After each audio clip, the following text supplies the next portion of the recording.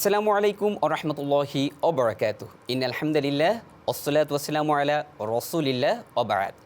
এখন যেখান থেকে দেখছেন এখন টেলিভিশন, সকলকে স্বাগত জানাচ্ছি আমি এস.এ.আর. সিবগাতুল্লাহ। প্রিয় দর্শক, আপনারা দেখছেন পবিত্র মাহে রমজান উপলক্ষে এখন টেলিভিশনের বিশেষ আয়োজন রূপায়ণ স্কাইভেলা নিবেদিত সওয়াল জবাব, পাওয়ার্ড বাই 7 রিং সিমেন্টস, সহ পৃষ্ঠপোষক জেডএসআরএম। প্রিয় দর্শক, আমরা এখানে ইসলামী বিভিন্ন প্রশ্নের উত্তর, জীবন ঘনিষ্ঠ বিভিন্ন জিজ্ঞাসা নিয়ে আলোচনা করে থাকি। আর উত্থাপিত এই সকল প্রশ্নের জবাব দিয়ে থাকেন বাংলাদেশের পথিতযশা ইসলামিক স্কলারবৃন্দ। তারই ধারাবাহিকতায় আজকে আমাদের সাথে যুক্ত হয়েছেন বাংলাদেশের প্রখ্যাত ইসলামিক স্কলার মুফতি মাসুম বিন আবু বকর। আসসালামু আলাইকুম রহমতুল্লাহ। ওয়ালাইকুম আসসালাম রহমতুল্লাহি ওয়া বারাকাতুহু। ইফতার তো একটা সামাজিক সম্প্রীতি বা একটা বন্ধন, ধনী গরিবের একটা সুন্দর সম্পর্ক তৈরি করে থাকে। এটাকে আপনি কিভাবে বলবেন?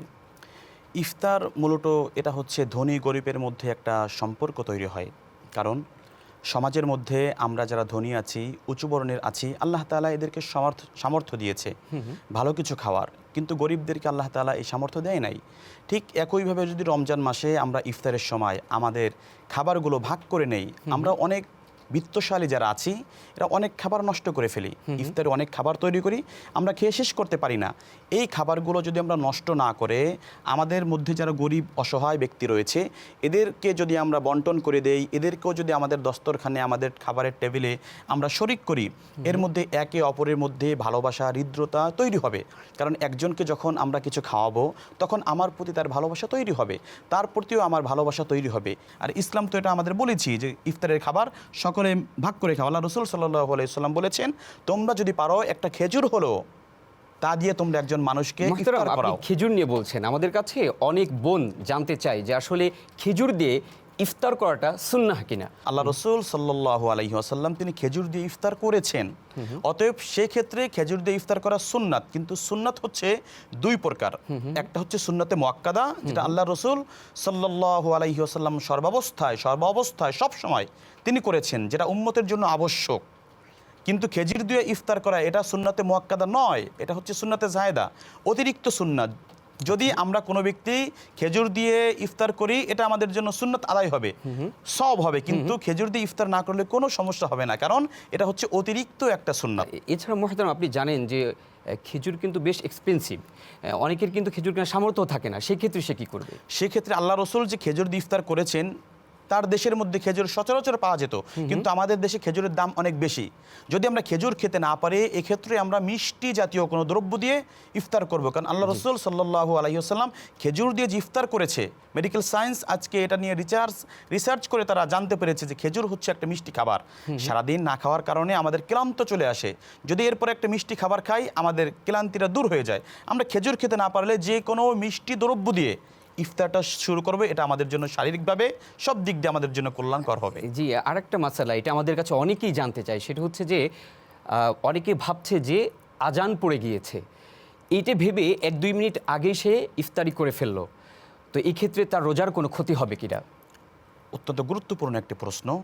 সেটা হচ্ছে আমাদের বুঝতে হবে যে ইফতারের সম্পর্ক আজানের সঙ্গে নয়, ইফতারের সম্পর্ক হচ্ছে সূর্য ডোবার সঙ্গে। আচ্ছা, যদি কোনো এলাকায় সূর্য অস্তমিত হয়ে যায় তাৎক্ষণিক ইফতার করতে হবে, মসজিদের মুয়াজ্জিন আজান দিক অথবা না দিক।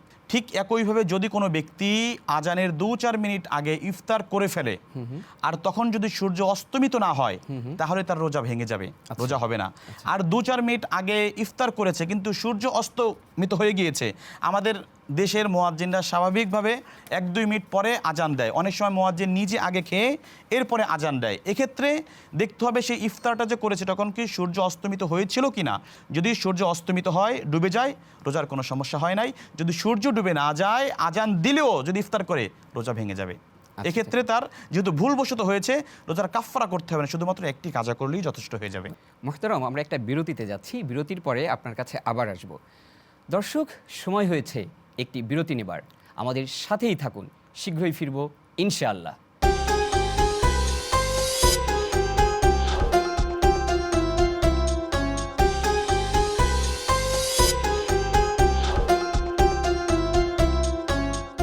বিরতির পর স্বাগত আরও একবার। দেখছেন রূপায়ণ স্কাইভেলা নিবেদিত সওয়াল জব, পাওয়ার্ড বাই 7 রিং সিমেন্ট, সহ-পৃষ্ঠপোষক ZSRM।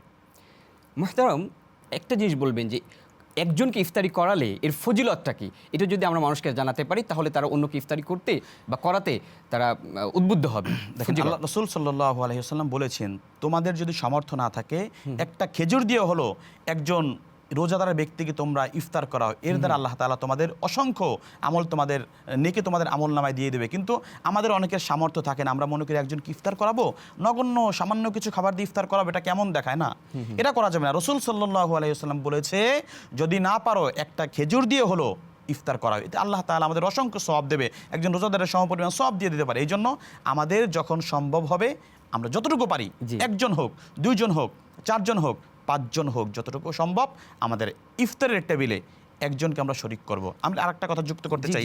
আল্লাহ রাসূল সাল্লাল্লাহু আলাইহি ওয়াসাল্লাম বলেছিলেন, এটা আছে যে একজনের খাবার দুইজনের জন্য যথেষ্ট, দুইজনের খাবার চারজনের জন্য যথেষ্ট, চারজনের খাবার ছয়জনের জন্য যথেষ্ট। তার মানে আপনি মুহতারাম বলতে চাচ্ছেন যে অনেক সময় আমাদের দুইজনের ইফতারি আছে, হ্যাঁ, আমরা একজন ভাবছি যুক্ত যে করে নেই।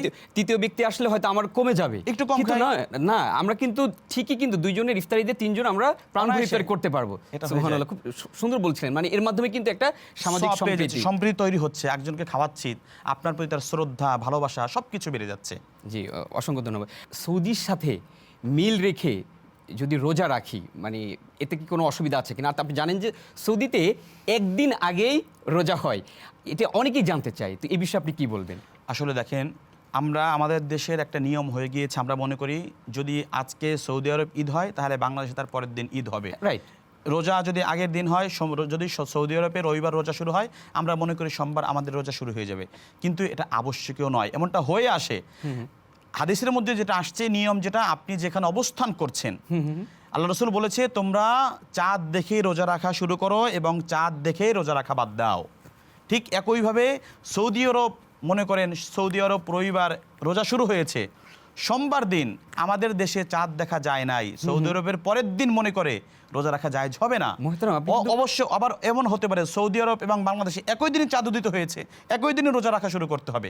আমাদের রোজা রাখা এবং ঈদ এর সম্পর্ক হচ্ছে চাঁদের সঙ্গে। চাঁদ যদি উদিত হয় রোজা রাখা শুরু করতে হবে, চাঁদ দেখলে রোজা রাখা বাদ দিয়ে পরের দিন ঈদ পালন করতে হবে। মুহতারাম, আমরা কিন্তু এটা সাহাবীদের সময়ও দেখেছি যে শামে চাঁদ দেখা গিয়েছে কিন্তু মদিনাতে রোজা রাখেনি। এটা কিন্তু মুয়াবিয়া এবং হযরত আব্দুল্লাহ ইবনে আব্বাস রাদিয়াল্লাহু তাআলা আনহু এরকম একটা ইয়া ছিল। তার মানে আপনি এখানে বোঝাতে চাচ্ছেন যে চাঁদের সাথে সম্পর্ক, আমি যেখানে আসি দেশ নয়, না, দেশের সঙ্গে সম্পর্কিত নয়। আচ্ছা, আরেকটা হচ্ছে যে ইফতারিটা করা একটু দ্রুত করা সুন্নাহ কিনা, মানে আজান পড়ার সাথে সাথে, যেহেতু আমাদের ইফতার নিয়ে আলোচনা হচ্ছে, যদি একটু বলতেন। এখানে আল্লাহ রাসূল সাল্লাল্লাহু আলাইহি ওয়াসাল্লাম বলেছেন, তোমরা ইফতার সবসময় আগে করবা, ইফতার সবসময় আগে করতে হবে, আর সেহরি করতে হবে শেষ ভাগে। আচ্ছা আচ্ছা, আমরা অনেক সময় 12টার সময় খেয়ে সেহরি খেয়ে বসে থাকি না, সেহরিটা হচ্ছে লাস্ট টাইমে, একবারে শেষ পর্যায়ে সেহরি করা, এটা উত্তম। আর ইফতার তাৎক্ষণিক, আমাদের বললাম না, আমাদের দেশে মুয়াজ্জিনরা 1-2 মিনিট পরে আজান দেয়, কিন্তু না, কল্যাণ হচ্ছে, উত্তম হচ্ছে, আমাদের জন্য ভালো হচ্ছে, যখন সূর্য অস্তমিত হবে ইফতার তাৎক্ষণিক করব। আচ্ছা মুহতারাম, এই মানে ইফতারির ক্ষেত্রে পানি দিয়ে করা সুন্নাহ, এরকম এটি কি সহিমত কিনা? সহিমত, আল্লাহ রাসূল সাল্লাল্লাহু আলাইহি ওয়াসাল্লাম ইফতারি শুরু করেছে হচ্ছে তিনি খেজুর দিয়ে, শুরুতেই বললাম এটা খেজুর দিয়ে করা উত্তম এবং সুন্নাহ, কিন্তু এটা আমাদের দ্বারা আবশ্যকীয় সুন্নাত নয়। এখন কোনো ব্যক্তি মনে করেন তার পানির পিপাসায় এত বেশি হয়েছে, খেজুর খেলে তার গলায় বেঁধে যেতে পারে, সমস্যা হতে পারে। এক্ষেত্রে আমাদের সব থেকে খেজুর দিয়ে ইফতার করা, পানি দিয়ে শুরু করা, মিষ্টি জাতীয় দিয়ে ইফতার করা, এটা আবশ্যক না, ওয়াজিব না, ফরজও নয়, সুন্নাতে মুআক্কাদাও নয়। সুন্নাত কিন্তু উত্তম, ঠিক দেখতে হবে আপনার জন্য কোনটা কমফোর্টেবল হচ্ছে। উত্তম হচ্ছে যদি পারি রাসূল যেটা করেছে খেজুর দিয়ে করব, যদি না পারি মিষ্টি জাতীয় কোনো কিছু দিয়ে খাই। এখন যদি আমার তৃষ্ণা এত বেশি, কষ্ট হচ্ছে, অনেক কষ্ট হচ্ছে, আমি পানি দিয়ে করতে পারি, কোনো সমস্যা নাই। হাদিসে আসছে আল্লাহ রাসূল খেজুর দিয়ে করেছে এবং 3টা খেজুর দিয়ে তিনি ইফতার শুরু করেছেন। আমাদের খেজুর অথবা মিষ্টি জাতীয় খাবার, আমাদের যদি আরাম হয় যে আমার অনেক তৃষ্ণা পেয়েছে, আমি পানি দিয়েও করতে পারি, কোনো সমস্যা নেই। জি মুহতারাম, আপনাকে অসংখ্য ধন্যবাদ আপনার মহামূল্যবান সময় ব্যয় করে আমাদের স্টুডিওতে আসার জন্য। আপনাকেও অসংখ্য ধন্যবাদ। প্রিয় দর্শক, দেখছিলেন রূপায়ণ স্কাইভিলা নিবেদিত সওয়াল জব, পাওয়ার্ড বাই 7 রিং সিমেন্ট, সহ-পৃষ্ঠপোষক ZSRM। প্রিয় দর্শক, দেখা হচ্ছে আগামী পর্বে। সে নাগাদ আপনার সকলেই ভালো থাকুন, সুস্থ থাকুন, আপনাদের সকলের জীবন সুন্দর হোক। আসসালামু আলাইকুম ওয়া রাহমাতুল্লাহি ওয়া বারাকাতুহু।